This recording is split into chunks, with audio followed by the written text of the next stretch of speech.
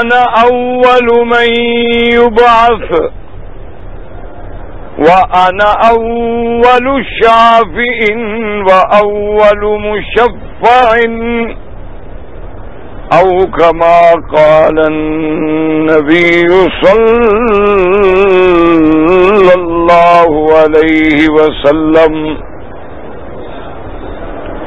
صدق الله العلي العظيم وصدق رسوله النبي الكريم ونحن على ذلك لمن الشاهدين ومن الشاكرين والحمد لله رب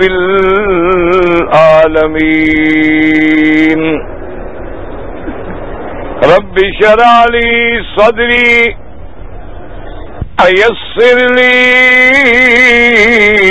أمري واحلل عقدة من لساني يفقهوا قولي. سبحانك لا علم لنا إلا ما علمتنا إنك أنت العليم الحكيم. برادران اسلام، واجب الاحترام بزرگوں، دوستوں اور بھائیوں، اللہ تبارک و تعالی کے کلام مقدس میں سے چند آیات مبارکہ اور آقا انعامدار حبیب کبریا سیدنا محمد مصطفیٰ صلی اللہ علیہ وعلی آلہ واصحابہ وسلم تسلیما کثیرا کثیرا کہ فرامین مبارکہ میں سے ایک حدیث تلاوت کی ہے. دعا فرمائیں کہ اللہ تبارک و تعالی اس عاجز کمال اہل صحت عافیت کاملہ دائمہ اور حق بات بیان کرنے کی توفیق عطا فرمائیں. اللہ تبارک و تعالی ہم سب کو مل کر حق پر چلنے کی توفیق عطا فرمائیں. پروردگار عالم تمام آنے والوں کی حاضری منظور و مقبول فرمائیں. میں نے چند روز کے معروضات میں سرکار دو عالم سرکار مدینہ صلی اللہ علیہ وعلا آلہ واصحابہ وسلم تسلیما کثیرا کثیرا کی سیرت، آپ کا اسراء اور آپ کے معراج اور آپ کی عظمت کے بارے میں کچھ باتیں عرض کی تھیں. تاریخ انسانیت پہ اگر نظر ڈالیں تو عجیب سا منظر پہ غور کریں کہ میرے پروردگار عالم نے یہ ساری کائنات جو بنائی ہے اس میں سب سے نرالی شان والی ذات جو پیدا کی ہے وہ سرکار محمد مصطفیٰ صلی اللہ علیہ وسلم. یعنی آپ کی زندگی کے کسی پہلو پہ نظر ڈالیں، حضور کی پیدائش سے پہلے کی زندگی پہ نظر ڈالیں، سرکار دو عالم کی پیدائش پہ نظر ڈالیں، آپ کے بچپن پہ نظر ڈالیں، جوانی پہ نظر ڈالیں، آپ کی عبادت و ریاضت پہ نظر ڈالیں، نبوت و رسالت پہ نظر ڈالیں، آپ کی ہجرت پہ نظر ڈالیں، اسراء و معراج پہ نظر ڈالیں، جہاد و غزوات و سریات پہ نظر ڈالیں، آپ کے حسن اخلاق پہ نظر ڈالیں، آپ کے جمال کمال نوال پہ نظر ڈالیں. ایسی ذات پورے عالم میں کہیں نظر نہیں آتی. کہنے صلی اللہ علیہ وسلم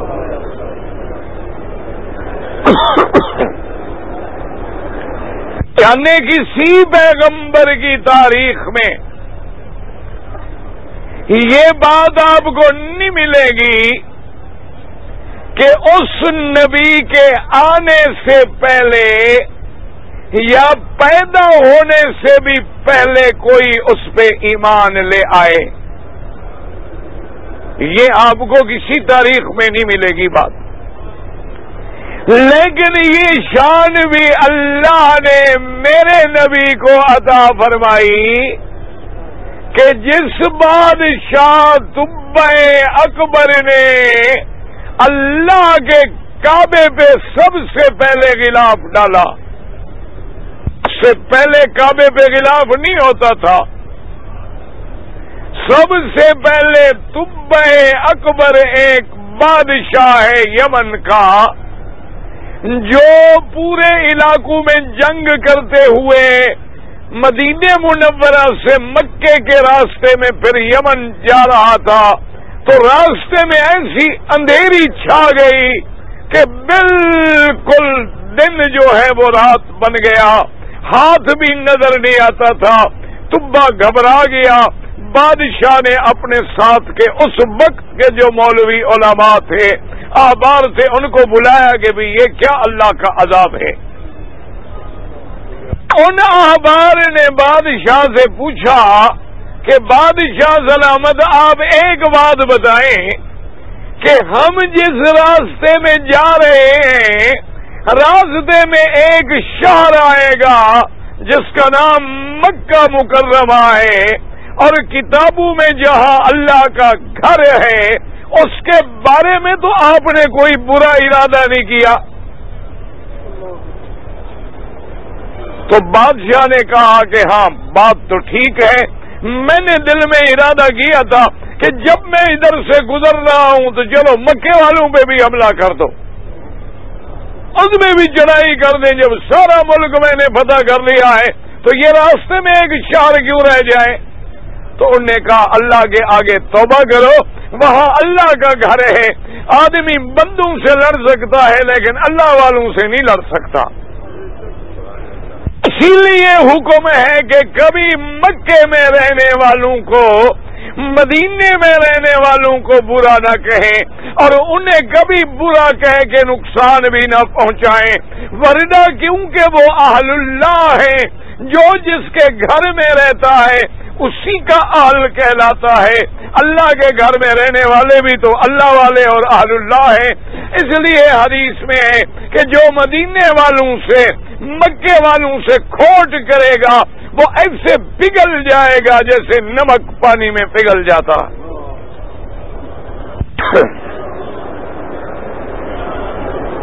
آگے بادشاہ سلامت توبہ کریں. بادشاہ نے توبہ کی اور اسی وقت فیصلہ کر لیا کہ مولا میں نے غلطی کی ہے, مجھے پتہ نہیں کہ تیرا گھر ہے.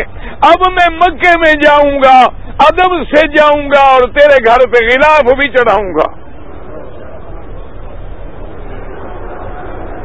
تو سب سے پہلے طبع اکبر نے غلاف چڑھایا.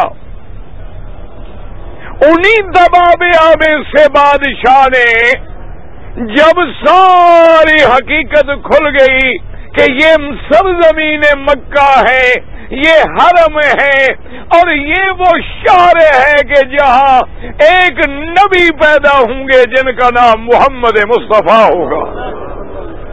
سب کہہ دو صلی اللہ علیہ وسلم. جب حضور کا نام آئے تو درود نہیں پڑھتے آپ. اچھا جنہوں نے درود پڑھا ہے مجھے کیا پتا, دیکھیں بیٹھ جائیں, مجھے پتہ لگے گا.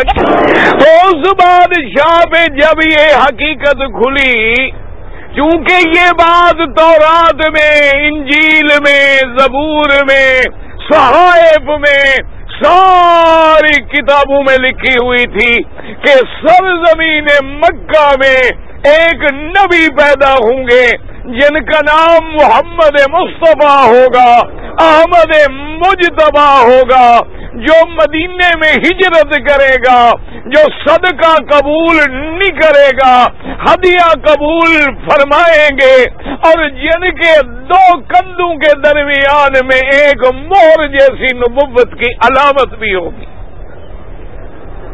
ساری کتابوں میں بات لکھی ہوئی صلی اللہ علیہ وسلم.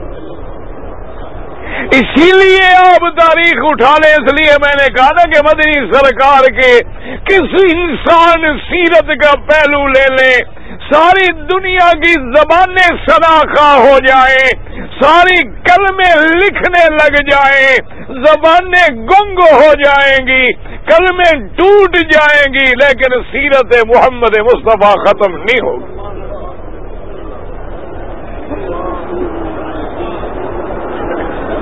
اسی لیے کتابوں میں موجود ہے کہ جس دن سرکار دو عالم سیدنا محمد الرسول اللہ کی ولادت مبارکہ ہوئی ہے تو ایک بہت بڑا کاہن تھا جو پہاڑوں میں رہتا تھا اور کبھی شہر میں نہیں اترا تھا اور بڑے بڑے لوگ وہاں حاضر ہوتے تھے. تو وہ مکے والوں نے دیکھا کہ وہ کاہن جو ہیں بال کھلے ہوئے ہیں, کپڑے پھٹے ہوئے ہیں, مکے کی گلیوں میں گھوم رہا ہے اور ایک ایک بندے سے پوچھ رہا ہے کہ آج اس شہر میں کوئی بچہ پیدا ہوا ہے.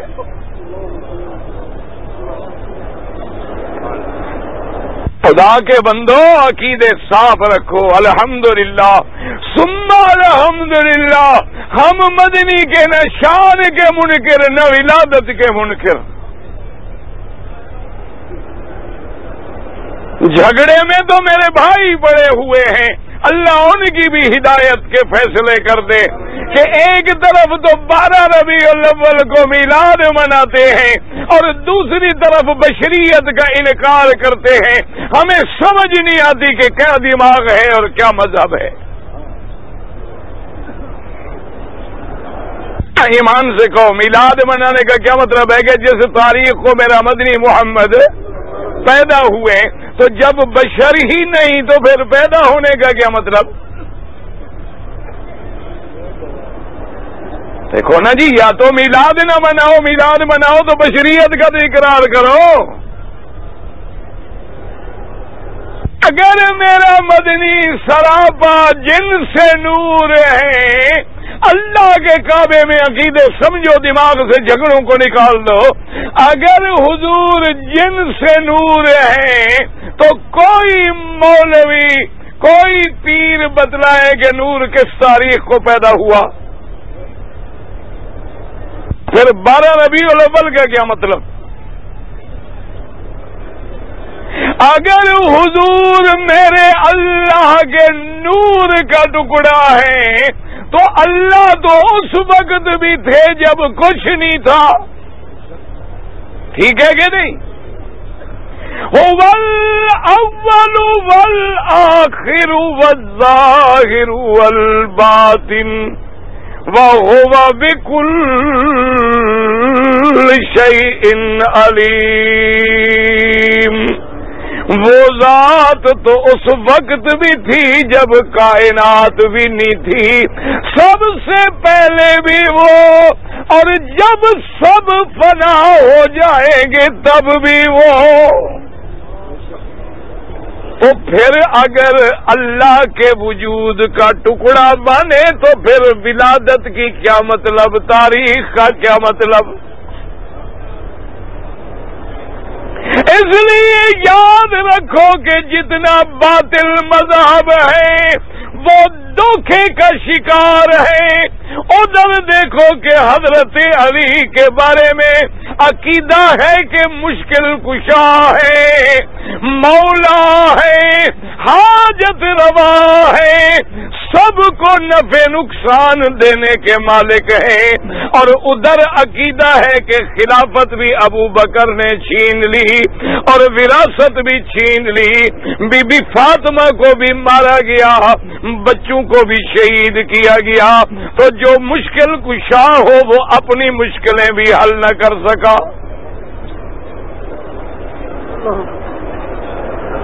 جھوٹ جھوٹ ہے, کبھی چل نہیں سکتا.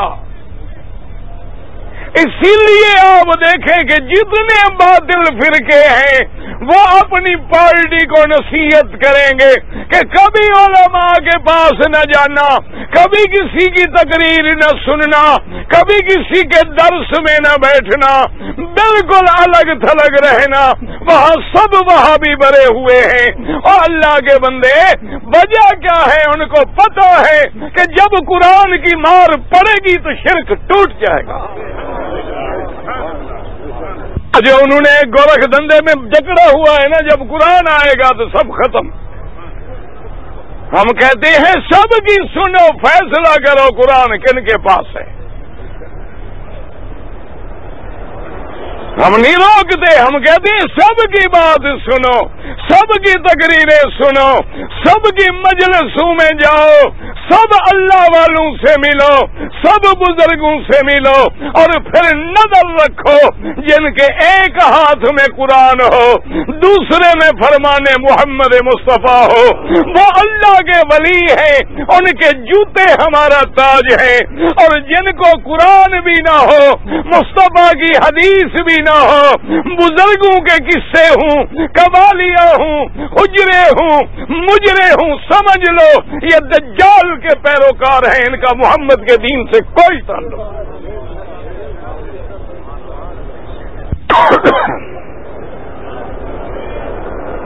ورنہ میرے مدنی کی ولادت، اللہ اکبر، یاد رکھو، مولد ملادت مانو گے تو بی بی آمنہ کو بھی اماں ماننا پڑے گا، اور عبداللہ کو باپ بھی ماننا پڑے گا، اور حضور عبد المطلب کے پوتے بھی بنیں گے، حسنین کے نانا بھی بنیں گے، اور فاطمہ، رقیہ، ام کلثوم، زینب، طیب، طاہر، قاسم کے ابا بھی بنیں گے، خدیجہ، عائشہ، حفصہ کے شوہر بھی بنیں گے، اور انما انا بشر کے نعرے بھی لگائیں گے، بشر بھی ہوں گے، سید البشر بھی ہوں گے۔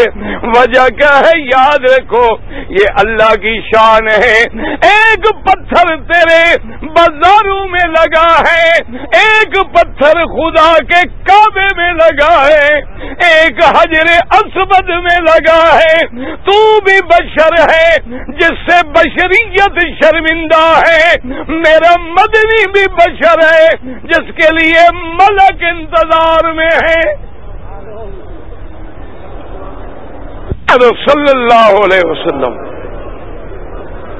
جب نام آئے درود پڑھیں۔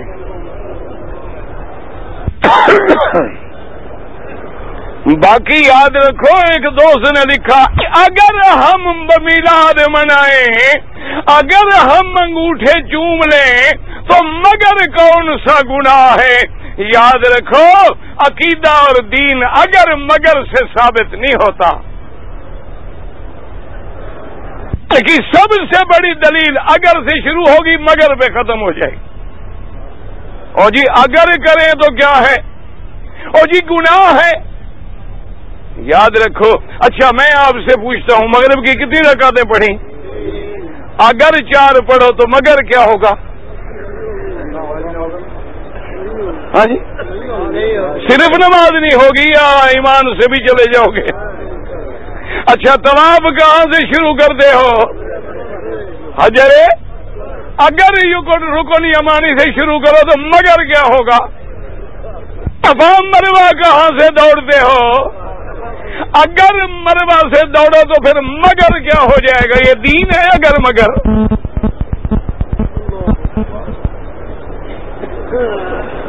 یاد رکھو، دین وہ ہے، مدنی نے حجر اسود کو بوسہ دیا ہے، بوسہ دینا سنت ہے۔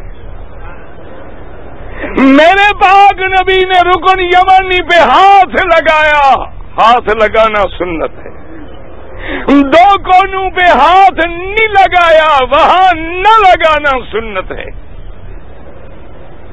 ایک بات یاد رکھو، میرے آقا بھی یاد رکھو، حضور میرے مدنی کا میلاد منانا، ڈیٹ مقرر کرنی، اگر دین ہے تو سب سے پہلے حکم نبی ہوتا، اور اگر محبت ہے تو سب سے پہلے منانے والا صدیق، عمر، عثمان و علی ہوتا۔ ایک بات کو یاد رکھا کریں، جھگڑوں میں نہ پڑا کریں، اللہ پاک سے دعا کرو اللہ جھگڑے دور کر دے۔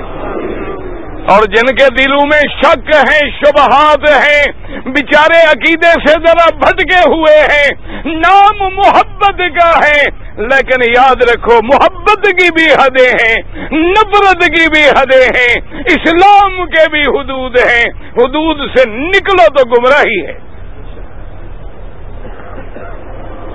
اب دیکھیں وہ کاہن دوڑ رہا ہے، کہتے حل ولدا مولود فی هذه الليلة، آج کی رات یہاں کوئی بچہ پیدا ہوا ہے۔ ایک بندے نے کہا کہ ہاں جی عبد المطلب کے گھر میں بچہ پیدا ہوا، چونکہ عبداللہ تو فوت ہو گئے تھے، حضور کی نسبت جو تھی وہ عبد المطلب کی طرف کر دی گئی۔ وہ دوڑتا ہوا آیا، عبد المطلب نے دیکھا تو حیران ہو گیا، وہ تو خود قدموں میں گر گیا، کہنے لگا حضرت آپ کیسے نیچے آ گئے؟ آپ تو کبھی پہاڑ سے نہیں اترے، غار سے نہیں نکلے، آج کیا بات ہو گئی؟ اس نے کہا باقی باتیں بعد میں کرو، مجھے یہ بتاؤ کہ کوئی بچہ پیدا ہوا ہے؟ اس نے کہا کہ ہاں الحمدللہ میرے بیٹے کے گھر میں، عبداللہ کے گھر میں بچہ پیدا ہوا ہے۔ اس نے کہا عبد المطلب میرا وقت ضائع نہ کرو، مہربانی کر کے مجھے وہ بچہ دکھلا دو، خدا جانے میں غاروں میں کتنی دیر سے انتظار میں بیٹھا ہوں۔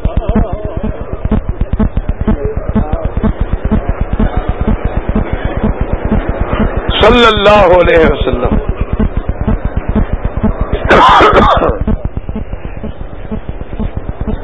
عبد المطلب جلدی سے گئے اپنے گھر میں اور آقا مدنی سرکار دو عالم صلی اللہ علیہ وسلم کو اپنے ہاتھوں پہ اٹھا کے لے آئے۔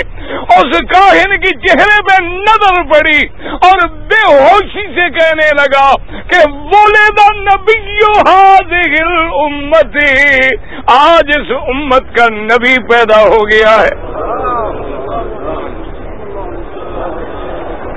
اب اندازہ کریں کہ ولادت سے پہلے یہ عالم ہے، اور بادشاہ طبا نے خط لکھا، اس نے چونکہ مولویوں سے سن لیا تھا، خط کس کے نام لکھا؟ محمد الرسول اللہ۔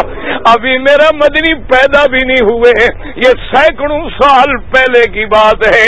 بادشاہ نے خط لکھا کہ محمد مصطفیٰ میں بھلا بادشاہ ہوں، اگر میں زندہ ہوا اور میری زندگی میں مدنی آپ پیدا ہوئے تو میں آپ کے قدموں میں پہنچوں گا، آپ کا خادم بنوں گا، آپ کا معاون بنوں گا، آپ کا وزیر بنوں گا، اور اگر میں پہلے مر گیا تو قیامت میں گواہی دینا کہ میں آپ پہ ایمان لا رہا ہوں۔ ابھی حضور پیدا نہیں ہوئے، حضرت سلمان فارسی کہہ دو رضی اللہ عنہ ڈھونڈتے ڈھونڈتے مدینے میں پہنچے۔ سارے علماء نے بتلایا کہ ایک نبی پیدا ہوگا، اگر ہدایت چاہتے ہو تو پھر مدینے پہنچ جاؤ، دعا کر اللہ ہمیں بھی مدینہ نصیب فرما دے، اللہ خاتمہ ایمان پہ کر دے، اور موت مدینے کی دے کے مدنی کا ہمسایہ کر دے، تاکہ قیامت والے دن حضور کے ساتھ میدان حشر میں جائیں۔ اللہ تبارک و تعالی سے دعا کیا کر کے قیامت والے دن حضور کے ہاتھوں سے حوض کوثر نصیب ہو، حضور کا پرچم شفاعت نصیب ہو، اور جب تک زندہ رہے مکہ مدینے کے پھیرے نصیب ہو، مکہ مدینے کی گلیاں نصیب ہو۔ یہ خوش نصیب گلیاں ہیں، یہ پہاڑ ہیں، یہ ریت کے ذرے ہیں جہاں پہ محمد کے قدم آئے ہیں۔ کسی نے کیا پیاری بات کی، کہتا ہے جہاں تیرا نقشے قدم دیکھتے ہیں، جہاں تیرا نقشے قدم دیکھتے ہیں، خیابہ خیابہ ارم دیکھتے ہیں، کہ میرا مدنی صلی اللہ علیہ وسلم جہاں تیرا قدم آیا وہاں قدم بھی سنت بن گیا، جہاں تو نے ہاتھ اٹھایا وہاں ہاتھ اٹھانا بھی سنت بن گیا، جہاں تو نے بوسہ دیا بوسہ دینا بھی سنت بن گیا۔ میرے اللہ کو میرے مدنی کی شان ایسے پسند آئی کہ جو میرے مدنی کا عمل ہے وہ امت کے لیے قیامت تک نمونہ ہے، اور اللہ نے دنیا میں ایک ایک جماعت پیدا کر دی جو میرے مدنی کے عمل کو قیامت تک زندہ رکھے۔ آپ دیکھیں زور سے امین کہنے والے بھی موجود ہیں، آہستہ کہنے والے بھی موجود ہیں، اور اسی طرح دیکھیں فاتحہ پڑھنے والے بھی موجود ہیں، چپ رہنے والے بھی موجود ہیں، تاکہ جو بھی حدیث ہے جو بھی عمل رسول ہے وہ قیامت تک زندہ۔ سرکار دو عالم صلی اللہ علیہ وسلم حضرت سلمان فرماتے ہیں مجھے علماء نے نشانیاں بتلائی کہ مکے میں پیدا ہوں گے، مدینے میں ہجرت کریں گے، صدقہ نہیں کھائیں گے، ہدیہ قبول کریں گے، اور آپ کے دو کندھوں کے درمیان میں مہر نبوت کی بھی علامت ہوگی۔ حضرت سلمان کہتے ہیں جب مجھے پتہ لگا کہ حضور آ گئے مدینے میں، میں جلدی جلدی کھجوریں لے کے پہنچا۔ حضور مسجد قباء والی جگہ بیٹھے ہیں، میں نے جا کے کھجوریں پیش کی، میں نے عرض کیا حضور یہ صدقہ ہے، آپ نے فرمایا صحابہ کو دے دو، میں صدقہ نہیں کھاتا، میری نشانی مجھے مل گئی۔ دوسرے دن ہدیہ لے گیا، حضور نے ہدیہ قبول فرما لیا، میری دوسری نشانی بھی پوری ہو گئی، مکے میں پیدا ہونے والی نشانی بھی پوری ہو گئی، مدینے میں ہجرت والی نشانی بھی پوری ہو گئی۔ اب سلمان کہتی ہیں کہ میں حیران ہوں کہ حضور کے کندھے مبارک پہ جو مہر ہے وہ کیسے دیکھوں، اور میں کیسے جرت کروں کہ حضور کپڑا اتاریں، میں کہہ نہیں سکتا۔ ایک دن کہتا ہے مدینے پاک میں بقیع الغرقد مدینے کے قبرستان میں کسی کے جنازے کے بعد صحابی کا دفن ہے، حضور قبر پہ بیٹھی ہے، اوپر چادر ڈالی ہوئی ہے، ہوا چل رہی ہے، اور میں دل میں دعائیں کر رہا ہوں کہ مولا آج میری وہ نشانی بھی دکھلا دے۔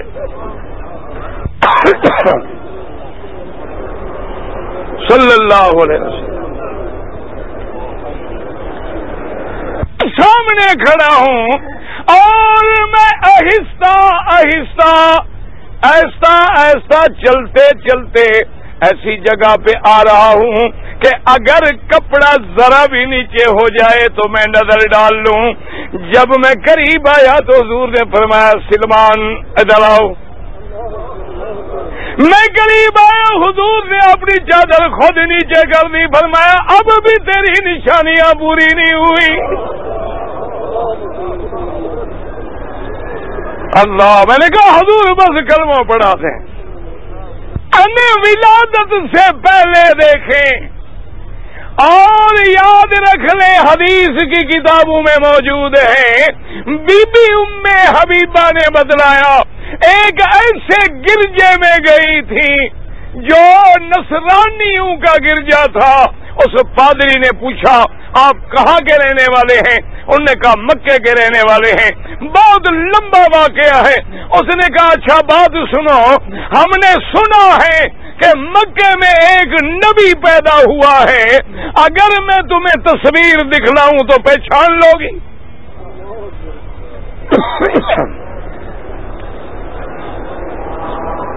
بی بی نے کہا کمال کی بات ہے، ہم مکے کے رہنے والے لوگ ہیں۔ اور پھر حضور بی بی حبیبہ ام حبیبہ تو ابو سفیان کی بیٹی ہے نا، حضور کے چچے کی بیٹی ہیں، ہمارے تو قریبی رشتہ دار ہیں۔ ایک الماری کھولی، دوسری کھولی، تیسری کھولی، چوتھی کھولی، پھر آخر میں جا کے ایک الماری کھولی تو بی بی کہتی ہیں جب کھول کے میں نے دیکھا، میں نے کہا یہ محمد مصطفیٰ کیا ہے؟ ان کے پاس تصویریں کیا تھی؟ کتابوں میں پڑھ کے سکیچ بنائے ہوئے تھے۔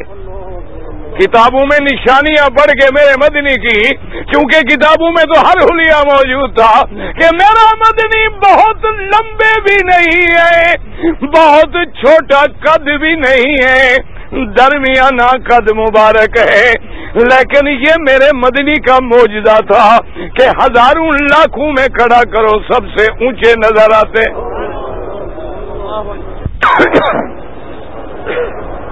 کہہ دو صلی اللہ علیہ وسلم۔ او عاشق بنو، بدعتی نہ بنو،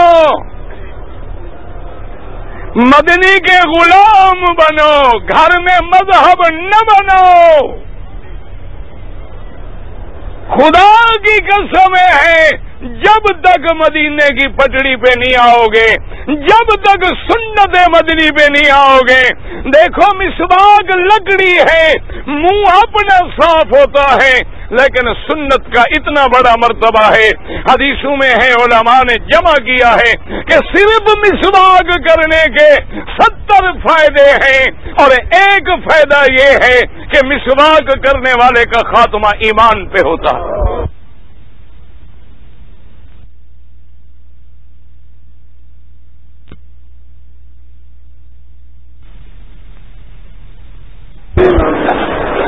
برش برش چھوڑو، میرے مدنی کا سنت والا مسواک استعمال کیا کرو۔ اب حضور کی ولادت سے پہلے ساری دنیا میں چرچے ہیں۔ اللہ کے قرآن کو کھول کے دیکھ لیں، اللہ کا قرآن کیا کہتے ہیں؟ آپ درود شریف پڑھیں، میں عرض کروں۔ حضرت عیسیٰ کیا کہتے ہیں؟ وَمُبَشِّرًا بِرَسُولٍ يَأْتِي مِن بَعْدِ اسْمُهُ احمد۔ اللہ کا قرآن کہتا ہے عیسیٰ خوشخبری دے رہے ہیں کہ میرے بعد ایک نبی آئیں گے جن کا نام احمد ہوگا۔ آسمانوں میں نام احمد ہے، زمینوں میں نام محمد ہے، اور یاد رکھو احمد محمد کا کیا معنی؟ سب سے زیادہ اللہ کی حمد کرنے والا، اور وہ شان والا جس کی سب سے زیادہ مدح کی گئی ہے۔ یہ دونوں نام میرے مدنی محمد مصطفیٰ کے ہیں۔ حضور کی ولادت بھی نرالی، حضور کی ولادت بی بی فرماتی ہے، آپ کی اماں فرماتی ہیں کہ خدا کی شان ہے کہ حضور کے پیدا ہونے سے پہلے میں خواب دیکھا کرتی تھی، اس لیے حضور فرماتے تھے کہ انا بشارت اخی عیسیٰ ورؤیا امی التی رأت۔ ولادت بھی نرالی، ہجرت بھی نرالی، عبادت بھی نرالی، آپ کا اسراء بھی نرالا۔ جب زمین کا سفر ہے تو براق کی سواری ہے، اور جب معراج ہے آسمانوں کا تو اللہ نے قدرت سے سیڑھی رکھ دی۔ وجہ کیا تھی کہ جب زمین پہ مدنی جائے، اللہ چاہتے تو حضرت سلیمان کی طرح کوئی تخت بھی مسخر کر دیتے، کوئی ہوا بھی مسخر کر دیتے، لیکن فرمایا لِنُرِيَهُ مِنْ آیاتنا، ہم یہ چاہتے ہیں کہ مدنی کو اپنی نشانیاں دکھلائیں، اور نشانیوں کے لیے سواری موزون تھی۔ اگر ہوائی جہاز ہوں تو بندہ نہیں دیکھ سکتا، تخت اڑے تو بندہ نہیں دیکھ سکتا ہے۔ اللہ نے سواری بھیجی، وہ بھی براق بھیجی جنت سے، اور جب اوپر جانے کا مسئلہ آیا حکم دیا کہ سیڑھی لگا دو، مدنی چڑھتا بھی جائے دیکھتا بھی جائے۔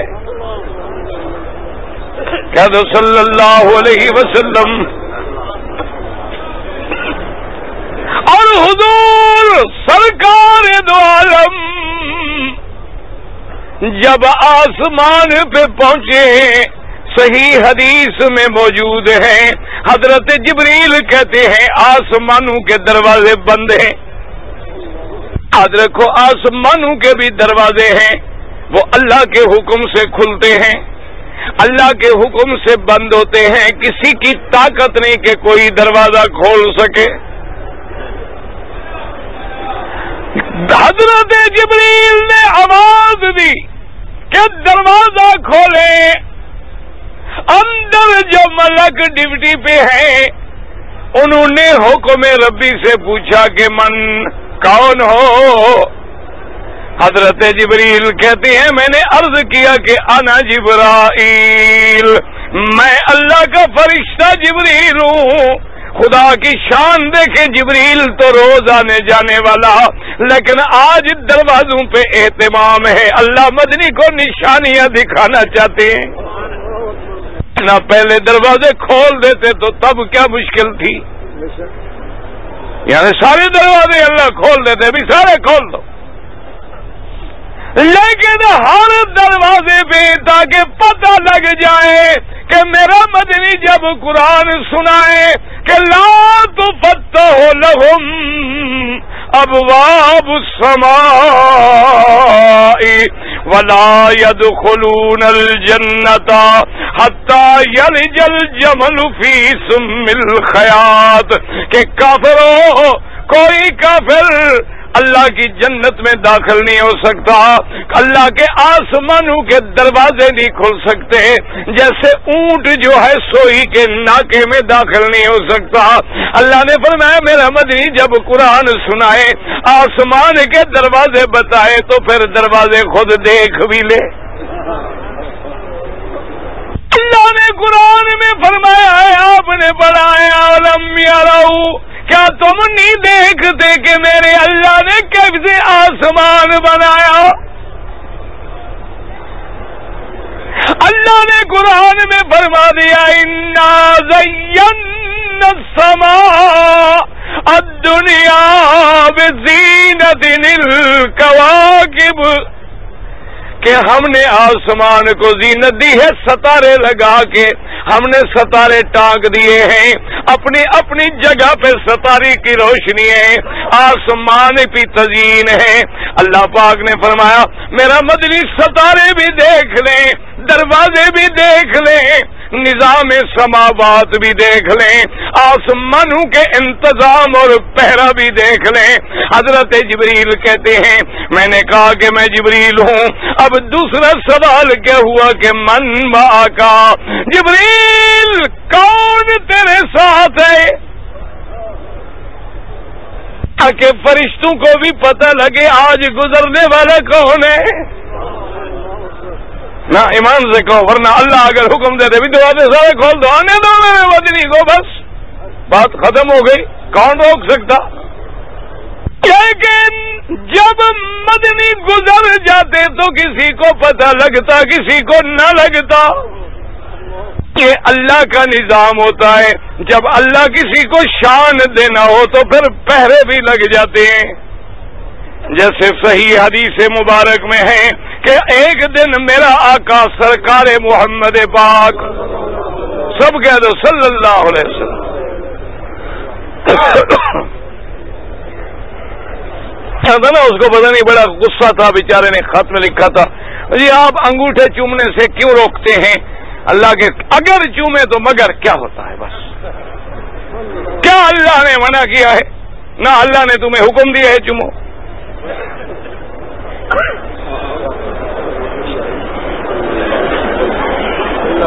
آئی ناراض نہ ہوئے کرو، ایمان سے کہو انگوٹھے تو تم اپنے چومو، مجھے کیا تکلیف ہے، مجھے کیا تکلیف ہے. لیکن مجھے تیرے ایمان کا فکر ہے کہ دعویٰ بھی محبت کا کرتے ہو اور بدعت کر کے اپنے آپ کو مدنی سے دور کر رہے ہو. وہی بات کرو جو میرے مدنی کا حکم ہے کہ جب میرا نام آئے درود پڑھو. اور انگوٹھے چومنے پر کوئی روایت نہیں کہ تم ایک دفعہ انگوٹھے چومو تو فرشتے 10 دفعہ تیرے انگوٹھے چومیں گے. لیکن درود پہ حدیث ہے کہ ایک دفعہ پڑھو تو پھر اللہ 10 رحمتیں نازل فرماتے ہیں. اس لیے میرے بھائی لڑا نہ کرو، ناراض نہ ہوا کرو، کوئی جھگڑا نہیں، کوئی مسئلہ نہیں، لیکن اللہ کے نبی کی شان دیکھیں، ایک باغ میں بیٹھے ہیں صلی اللہ علیہ وسلم. پتہ ہے ویسے کیسے ہیں؟ یہ ہے عاشق صحابہ. کہہ دو اللہ ہمیں بھی عشق نصیب کر. صحابہ نے وہ منظر بھی لکھا ہے، کہتے ہیں حضور بیٹھے ہیں کنویں کی منڈیر پہ اور اپنی ٹانگیں مبارک جو ہے ایسے کنویں میں لٹکائی ہوئی ہے. حضور بیٹھے ہیں اور غلام کو حکم دیا دروازے پہ کھڑے ہو جاؤ، دروازہ بند. نہ میرے مدنی کا تو دربار کبھی بند نہیں ہوا. رحمت دو جہاں کا دربار تو ہر وقت کھلا ہوتا تھا، لیکن حکمت شان ہے. تھوڑی دیر گزری، غلام کھڑا ہے، آواز آئی دروازے پہ، دروازہ کھٹکھٹایا گیا. حضور نے فرمایا افتح لہ وبشرہ بالجنہ. غلام سے کہا کہ جا کے دروازہ بھی کھولو اور دروازے سے جو آنے والا ہے اس کو جنت کی خوشخبری بھی دے دو کہ تو جنتی ہے. آج پھر یہ خوشخبریاں دینی تھی تو دروازے بند کر دیے. حضرت غلام فرماتے ہیں میں آیا فَإِذَا هُوَ أَبُو بَكْرٍ، کہ دروازے کھلوانے والا کون ہے؟ ابو بکر. میں نے جنت کی بشارت دی. ابو بکر خوش ہو گئے، مدنی پہ آ کے صلاۃ و سلام پڑھے اور آ کے حضور کے قریب اسی طرح بیٹھ گئے جیسے مدنی بیٹھے تھے، کنویں کے کنارے پہ، ٹانگیں بھی کنویں میں لٹکا لی. تھوڑی دیر گزری، دروازہ کھٹکا. حضور نے فرمایا غلام جا کے دروازہ کھولو، آنے والے کو جنت کی بشارت بھی دے دو. ہم کہتا ہے میں نے دروازہ کھولا، میں کیا دیکھتا ہوں فَإِذَا هُوَ عمر. نہ ایمان سے کہو یہ نمبر وار جو آ رہے ہیں تو کوئی بھیجنے والا بھیج رہا ہے نا، یہ کوئی سلسلہ مالک نے جوڑا ہے نا. میں نے جنت کی بشارت دی. حضرت عمر آئے، سلام کیا، حضور کے ساتھ کنویں پہ بیٹھے اور اسی طرح دوسری جانب بیٹھ گئے. ادھر ابو بکر بیٹھے ہیں، ادھر عمر بیٹھے ہیں اور پاؤں بھی کنویں میں لٹکا لیے. اب محدثین، فقہاء، ائمہ، علماء، اللہ ان کی قبروں پہ کروڑوں رحمتیں نازل فرمائے.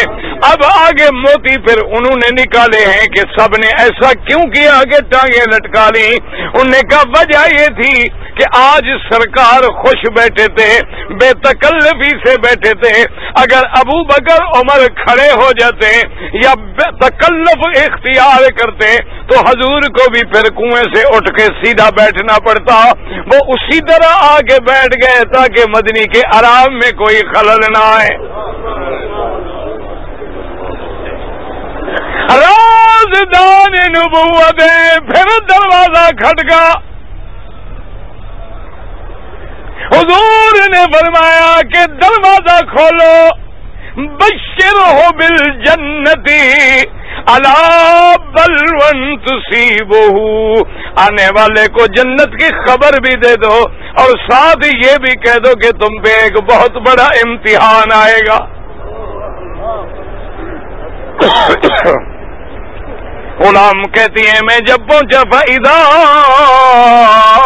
هُوَ عثمان، کہہ دو رضی اللہ عنہ. آنے والے حضرت عثمان ہیں، آ کے سلام کیا. اب کنویں پہ جس طرف میرے مدنی بیٹھے ہیں ادھر جگہ باقی نہیں تھی تو سامنے والی طرف جا کے بیٹھ گئے. اب علماء نے کیا پیارا نقطہ لکھا ہے. انہوں نے کہا خدا کی شان دیکھو، جیسے کنویں پہ قریب بیٹھے تھے ان کو تو اللہ نے روضے میں بھی قریب رکھا، اور جیسے عثمان سامنے تھوڑے دور تھے اللہ نے ان کو جنت البقیع میں رکھا. یہ اللہ کی حکمتیں ہیں. آج آسمانوں کے دروازے بند ہیں. کیوں؟ آنے والا جو آ رہا ہے اور اس کو نشانیاں دکھلانی ہے، آسمان دکھلانا ہے، زینت سما دکھلانی ہے، آسمان کے دروازے دکھلانے ہیں اور دروازے کھلنے کا نظام دکھلانا ہے. حضرت جبریل کہتے ہیں کہ دوسرا سوال فرشتے نے کیا، من ما کا، تیرے ساتھ آنے والا کون ہے؟ میں نے کہا محمد الرسول اللہ. تیسرا سوال کیا فرشتے نے، حل بعث الیہ، کہ جبریل کیا مدنی سرکار کو معراج کی بعثت کی دعوت پہنچ گئی ہے؟ جبریل کہتے ہیں میں نے کہا ففتح لنا، آسمان کا دروازہ کھلا، آگے میرا مدنی اور پیچھے جبریل خادم ہے. کہہ دو صلی اللہ علیہ وسلم. بھئی عورتیں چلی جائیں گی. اللہ کے نبی صلی اللہ علیہ وسلم آسمانوں پہ پہلا، دوسرا، تیسرا، چوتھا، پانچواں، چھٹا، ساتواں، اور پھر شان دیکھیں کہ زمین پہ بھی استقبال کرنے والے انبیاء ہیں، آسمانوں پہ بھی انبیاء ہیں، اور حضور سدرۃ المنتہا پہ پہنچے. سدرہ کیوں کہتے ہیں؟ سدرہ کہتے ہیں بیری کا درخت، اور منتہا مانا انتہا. کیا مانا؟ علماء نے لکھا ہے جو عرش سے حکم آئے وہ بھی وہی پہنچتا ہے، اور جو زمین سے عمل جائے وہ بھی وہی پہنچتا ہے، وہاں جا کے انتہا ہوتی ہے. اس لیے اس کا نام کیا ہے؟ سدرۃ المنتہا. اب آگے سمجھے کہ صحابہ میں دو جماعتیں ہیں.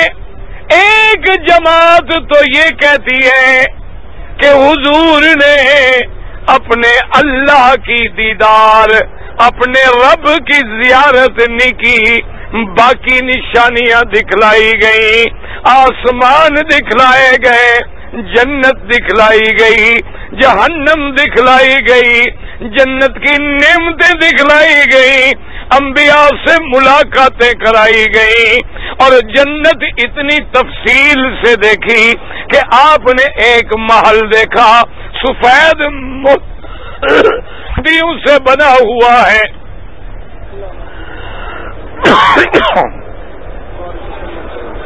اللہ، حضور نے جبریل سے پوچھا، جبریل یہ کس کا گھر ہے؟ یاد رکھو علم غیب کا مالک کون ہے؟ اگر انبیاء عالم الغیب ہوں تو ایک ایک بات کا سوال نہ کریں. یاد رکھو شان ہے، دے دے میرا رب کریم تو سارا کچھ کھول کے دکھلا دے. اللہ کے آگے کوئی مشکل نہیں. اس لیے میں نے عرض کیا تھا کہ جب اللہ نے پوچھا کہ مدنی فرشتے کس بات میں بات کر رہے ہیں، حضور نے عرض کیا کہ یا اللہ مجھے معلوم نہیں.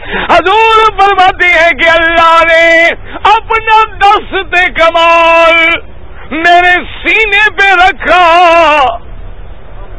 اللہ کے ہاتھ رکھنے سے حضور فرماتے ہیں کہ میرے اوپر سارا کچھ ملالہ کھل گیا. اللہ نے فرمایا اب بتلاؤ محمد مصطفیٰ ملائکہ کس بات میں بات کر رہے ہیں؟ میں نے کہا حضور اب تو میں سب کچھ دیکھ رہا ہوں، سن رہا ہوں. وہ ان لوگوں کی نیکیوں پہ بات کر رہے ہیں جو دور دور سے چل کے مسجد میں جماعتوں کے لیے آتے ہیں. اللہ نے کھول دیا، لیکن اللہ نہ بدلائے. یاد رکھا کرو وہ بھی اس کی حکمت ہوتی ہے. اس لیے حضور نے پوچھا کہ یہ گھر کس کا ہے؟ جبریل نے عرض کیا حضور آپ کا ساتھی ہے، آپ کا وزیر حضرت عمر کا گھر ہے. حضور فرماتے ہیں میرا دل چاہا کہ میں اس گھر میں جاؤں، لیکن میں نے دیکھا اس کے گھر کے دروازے کی سیڑھی پہ ایک عورت بیٹھی وضو کر رہی ہے، تو مجھے عمر کی غیرت یاد آ گئی۔ میں نے کہا اچھا اب اندر جانا مناسب نہیں ہے، اندر نہیں گیا۔ حضور نے چلنے کی آواز سنی، پوچھا یہ کیا ہے؟ عرض کیا گیا حضور بلال۔ کہہ دو رضی اللہ۔ مسلمانوں اللہ بلال کا جو عشق ہے نا، اللہ ہمیں اس کا کوئی کروڑواں حصہ نصیب کر دے۔ حضور سرکار دو عالم کے بارے میں اب سمجھے مسئلہ۔ صحابہ کے دو قول ہیں، بعض صحابہ کہتی ہیں کہ حضور نے اللہ کی زیارت نہیں کی کیونکہ خدا کو کوئی نہیں دیکھ سکتا، اللہ کا قرآن ہے کہ کوئی دیکھ نہیں سکتا ہے۔ اور موسیٰ علیہ السلام نے عرض کیا تھا کہ مولا میں نے آپ نے کلام کیا ہے تو رب ارنی انظر الیک، قال لن ترانی ولكن انظر الى الجبل۔ اللہ نے حکم دیا کہ موسیٰ علیہ السلام تم مجھے نہیں دیکھ سکتے ہو، لیکن اس پہاڑ پہ نظر ڈالو، وہ پہاڑ بھی قسمت والے۔ اللہ نے فرمایا کہ اس پہاڑ پہ میں اپنی تجلی ڈالتا ہوں، اگر پہاڑ میری تجلی برداشت کر لے تو پھر تو تم بھی دیکھنے کی سخت رکھو گے، اگر پہاڑ برداشت نہ کر سکیں تو ایک کمزور انسان کیسے برداشت کر سکتا ہے؟ اللہ کا قرآن ہے فلما تجلی ربہ للجبل، فلما تجلی، اللہ نے جب اپنی تجلی ڈالی اس پر پہاڑ پہ، خدا کے بندوں پہاڑ بھی قسمت والے، اس لیے علماء نے لکھا ہے سارے پہاڑ شان والے ہیں، لیکن اللہ نے 4 پہاڑ چن لیے ہیں۔ ایک جبل طور ہے، ایک جبل زیتہ ہے، اور ایک جبل احد ہے۔ اللہ نے ان پہاڑوں کو بھی چن لیا ہے، اور پھر سب سے زیادہ شان، بلکہ کتابیں تاریخ دیکھو تو خدا کی قدرت ہے، پہاڑوں میں اللہ نے 4 پہاڑ چن لیے، لیکن ایک کو پھر زیادہ شان دے دیا ہے۔ پہاڑوں میں 4 پہاڑ، سب سے زیادہ شان کس کو ملی ہے؟ احد پہاڑ کو۔ اور اللہ کی شان دیکھو کہ فرشتوں میں بھی 4 فرشتے چن لیے، لیکن زیادہ شان کس کو ملی؟ جبریل کو۔ ٹھیک ہے کہ نہیں؟ اچھا کتابیں بھی اللہ نے 4 چن لی، لیکن زیادہ شان قرآن کو ملی۔ میرے مدنی کے یار بھی 4 چن لیے، اور زیادہ شان صدیق کو ملی، اور پھر فقہ کے امام بھی 4 چن لیے، کوئی 5واں نہیں آیا میدان میں، یہ بھی اللہ کی شان ہے۔ اللہ تبارک و تعالیٰ کی شان دیکھیں۔ اب قرآن کہتا ہے کہ جب اللہ نے تجلی ڈالی جعلہ دکا وخر موسیٰ صعقا، کھڑ ریزہ ریزہ ہو گیا، اور موسیٰ علیہ السلام جو کھڑے تھے نا بے ہوش ہو۔ اب جناب جب تھوڑی دیر گزری ہوش آیا، سبحانک تبت الیک، مولا پاک ہے تیری ذات، میری توبہ ہے، میری توبہ ہے، میرا اللہ میں نہیں دیکھ سکتا ہوں۔ تو اس لیے بعض صحابہ کہتے ہیں کہ میرے مدنی نے اپنے رب کی زیارت نہیں کی ہے کہ کوئی بشر، کوئی نبی، کوئی پیغمبر زیارت نہیں کر سکتا ہے، اس لیے اللہ کے نبی نے بھی زیارت نہیں کی۔ اور یاد رکھو جو سورت نجم میں ہے کہ اللہ کے نبی نے دیکھا فهو بالأفق الأعلى ثم دنا فتدلى فكان قاب قوسين أو أدنى. یاد رکھو اس سے مراد خدا کی ذات نہیں بلکہ بالاتفاق جمیع صحابہ کے نزدیک یہ آیتیں جو ہیں جبریل کے بارے میں ہیں. یہ آیتیں کس کے بارے میں ہیں؟ جبریل کے بارے میں ہیں. یہ ہمارے بعض بھائی جو ہے نا اور جی خدا کے ساتھ قریب کر دیتے ہیں کانا قاب قوسین او ادنا، یہ بالکل تفسیر کے خلاف ہے.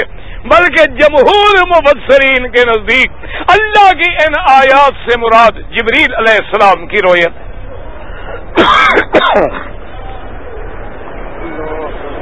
اب سمجھیں جی، تو ان وجوہات سے صحابہ نے کہا کہ حضور نے بھی اپنے رب کا دیدار نہیں کیا ہے. ایک صحابہ کی جماعت اس طرف درود شریف پڑھ، اور ایک جماعت جن میں حضرت ابن عباس کہتے رضی اللہ عنہ، جس کو میرے مدنی نے دعا دی تھی، حضور نے جس کے لیے دعا مانگی، اللہ میرے ابن عباس کو اپنے قرآن کی سمجھ عطا فرما. حضرت ابن عباس اور بڑے بڑے صحابہ کہتے ہیں نا اللہ نے جیسے مدنی کو معراج میں اور نشانیاں دکھلائی ہیں، اللہ نے اپنا دیدار بھی محمد مدنی کو کرایا ہے. میرے مدنی پاک نے اپنا دیدار بھی، اپنا رب کا دیدار بھی دیکھا ہے، اللہ کی زیارت بھی ہوئی ہے، اور وہ قرب نصیب ہوا ہے.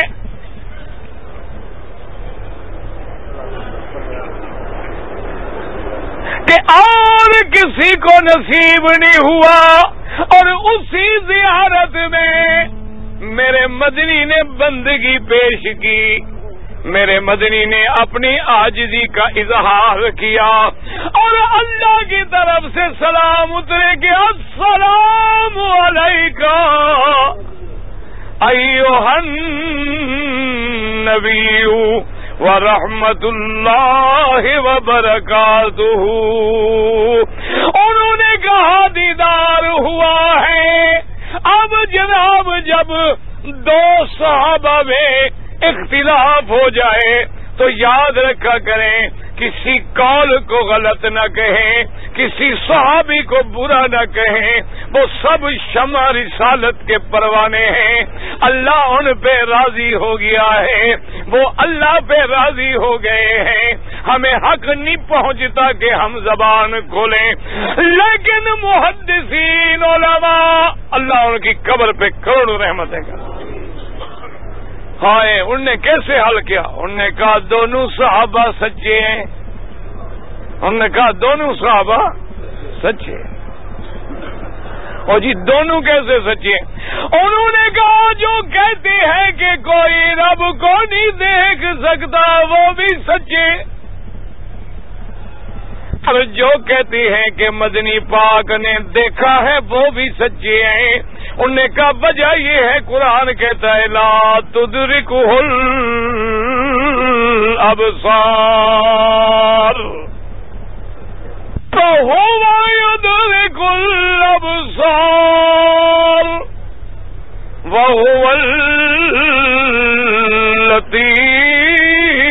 اللطیف الخبیر. انہوں نے کہا وہ بھی سچے ہیں کہ دنیا میں اس زمین پر کوئی آنکھ یہ طاقت نہیں رکھتی کہ رب کو دیکھے. انہوں نے کہا قرآن کا فیصلہ حق ہے، سچ ہے، لیکن مدنی نے زمین پہ تو نہیں دیکھا، آسمانوں میں دیکھا ہے. میرے مدنی پاک نے جو زیارت کی ہے وہ زمین پہ نہیں ہوئی، وہ کہاں ہوئی؟ انہوں نے کہا جنت میں قیامت والے دن اللہ ہر مومن کو زیارت کرائیں گے. ایک دن میرے مدنی بیٹھے ہیں صلی اللہ علیہ وسلم 14ویں کا حضور پاک نے صحابہ سے پوچھا هل تزامون فی رؤیتہ، 14ویں چاند کی رؤیت میں تمہیں کوئی شک ہے؟ انہوں نے کہا یا رسول اللہ 14ویں کے چاند میں کیا شک؟ فرمایا انکم سترون ربکم یوم القیامہ، قیامت والے دن تم اپنے رب کا دیدار کرو گے۔ دعا کرو اللہ ہمیں بھی نصیب کرے۔ فرمایا قیامت والے دن تم اپنے رب کا دیدار کرو گے رویت ہی، اور اللہ کے دیدار میں تمہیں کوئی شک بھی نہیں ہوگا جیسے 14ویں کے چاند میں کسی کو شک نہیں ہوتا۔ اور پھر شان والے حدیث میں کسی کو مہینے میں زیارت ہوگی، کسی کو ہفتے میں زیارت ہوگی، اور کوئی شان والے ایسے ہوں گے کہ جنہیں روز زیارت ہوگی۔ وہ مقام ہے قیامت میں جن کے بارے میں خدا کہتا ہے، اللہ کے قرآن میں موجود ہے، فی مقعد صدق عند ملیک مقتدر۔ ایسے شان والے بھی ہوں گے، منابر نور پہ بیٹھے ہوں گے، اللہ کا قرب بھی نصیب ہوگا، اللہ کی زیارت بھی نصیب ہوگی۔ تو علماء نے جمع کیا دونوں قولوں کو کہ جب جنت میں ہر بندے کو زیارت ہوگی، ہر انسان کو زیارت ہوگی، میرے مدنی کو جو زیارت ہوئی وہ زمینوں پہ نہیں ہوئی ہے، بلکہ جب حضور کو اللہ نے اوپر بلایا ہے وہ نظام الگ ہے۔ اللہ